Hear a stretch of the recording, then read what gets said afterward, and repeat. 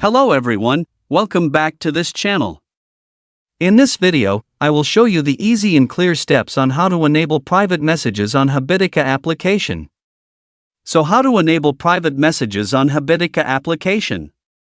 Make sure you keep watching this video until the end. Let's get started right away. Firstly, open the Habitica app on your Android device. This is the initial screen of the Habitica app. Next, tap the three-line icon at the top left. And appears like this. Tap the settings icon. And tap private messages. So that's it, tutorial how to enable private messages on Habitica application. Thank you for watching. I hope this video was helpful. See you in the next video.